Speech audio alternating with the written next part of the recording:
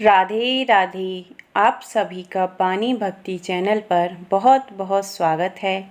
आज की वीडियो में हम सावन शुक्ल एकादशी व्रत की कथा के बारे में सुनेंगे। तो चलिए शुरू करते हैं आज की वीडियो। श्री युधिष्ठिर कहने लगे कि हे भगवान, अब आप श्रावण मास के शुक्ल पक्ष की एकादशी का नाम और व्रत की विधि तथा इसका महत्म्य कृपा करके सुनाइए। तब श्री भगवान मधुसूदन बोले कि हे राजन, इस एकादशी का नाम पवित्रा है।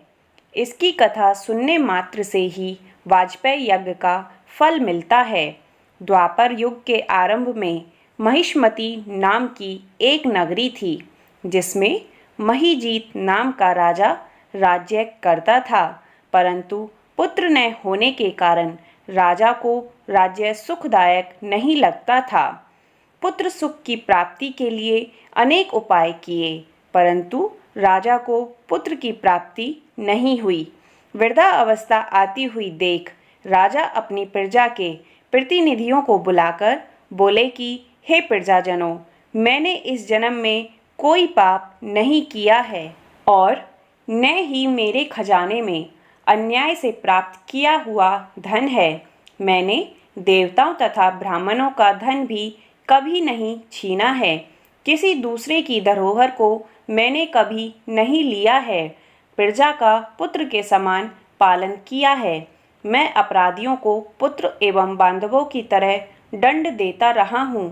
कभी किसी से घृणा नहीं की, सबको समान माना है, सज्जनों का सत्कार किया है। इस प्रकार धर्मयुक्त राज्य करने पर भी पुत्र न होने के कारण मैं अत्यंत दुख पा रहा हूँ। इसका क्या कारण है? राजा महीजीत की इस बात को विचारने के लिए मंत्रीगण तथा प्रजा के प्रतिनिधि बड़े बड़े ऋषि मुनियों के आश्रम में गए। एक आश्रम में उन्होंने अत्यंत वयोवृद्ध, तप में लीन, निराहार, जितेंद्रिय, जितात्मा, क्रोधजित, सनातन धर्म के गूढ़ तत्वों को जानने वाले, समस्त शास्त्रों के ज्ञाता महात्मा लोमस मुनि को देखा, जिनका कल्प के व्यतीत होने पर भी एक रोम गिरता था। सबने जाकर ऋषि को प्रणाम किया और उनके सामने बैठ गए। उन्हें देखकर ऋषि ने पूछा कि आप लोग किस कारण से आए हैं? निसंदेह मैं आप लोगों का हित करूँगा। मेरा जन्म केवल दूसरों के उपकार के लिए ही है। लोमस ऋषि के ऐसे वचन सुनकर सब लोग बोले कि हे महर्षि, यद्यपि आप हमारी बात जानने में ब्रह्मा से भी अधिक समर्थ हैं, मगर फिर भी हम अपनी व्यथा कहते हैं। महिष्मतीपुरी का धर्मात्मा राजा महीजीत प्रजा का पुत्र के समान पालन करता है, परंतु फिर भी वह पुत्रहीन है। हम लोग उसकी प्रजा हैं, अतः उसके दुख से हम भी दुखी हैं। हमको पूर्ण विश्वास है कि आपके दर्शन से हमारा यह संकट अवश्य दूर हो जाएगा, क्योंकि महान पुरुषों के दर्शन मात्र से अनेक कष्ट दूर हो जाते हैं। अब आप कृपा करके राजा के पुत्र होने का उपाय बतलाइए। यह वार्ता सुनकर ऋषि ने थोड़ी देर के लिए अपने नेत्र बंद किए और राजा के प्रथम जन्म का वृत्तांत जानकर कहने लगे कि ये राजा पूर्व जन्म में एक निर्धन वैश्य था। निर्धन होने के कारण इसने अनेक बुरे कर्म किए। यह एक गांव से दूसरे गांव व्यापार करने के लिए जाया करता था। एक समय ज्येष्ठ मास के शुक्ल पक्ष की द्वादशी के दिन मध्यकाल के समय, जबकि वह 2 दिन का भूखा प्यासा था, एक जलाशय पर जल पीने गया। उस स्थान पर एक तत्काल की ब्याही हुई ब्यासी गौ जल पी रही थी। राजा ने उस प्यासी गौ को जल पीते हुए हटा दिया और स्वयं जल पीने लगा। इस कारण राजा को यह दुख सहना पड़ रहा है।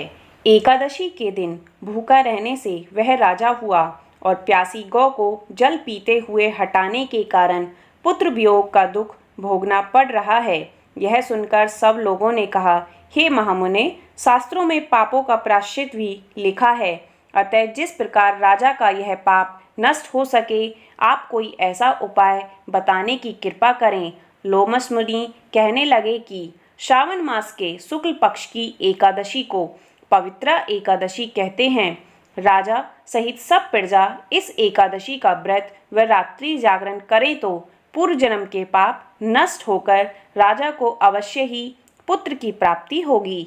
लोमस ऋषि के यह वचन सुनकर मंत्रियों सहित सारी प्रजा नगर को वापस लौट आई और जब श्रावण शुक्ल एकादशी आई तो सबने मिलकर ऋषि की आज्ञा अनुसार राजा सहित पवित्रा एकादशी का व्रत और जागरण किया। इसके तत्पश्चात द्वादशी के दिन इसके पुण्य का फल राजा को दिया गया।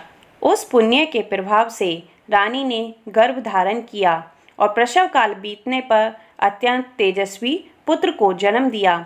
हे राजन, इस कारण श्रावण शुक्ल एकादशी का नाम पवित्रा एकादशी पड़ा और इसे पुत्रदा एकादशी भी कहा जाता है।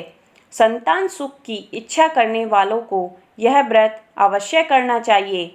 इस एकादशी के महात्म्य को सुनने से मनुष्य के सब पाप नष्ट हो जाते हैं और इस लोक में संतान का सुख भोगकर अंत में स्वर्ग लोक की प्राप्ति होती है। बोलिए भगवान विष्णु की जय। श्रीमन नारायण नारायण हरि हरि। आज की वीडियो देखने के लिए बहुत बहुत धन्यवाद। वीडियो अच्छी लगी हो तो इसे लाइक करें, ज़्यादा से ज़्यादा शेयर करें और चैनल पर नए हैं तो चैनल को सब्सक्राइब करें। राधे राधे।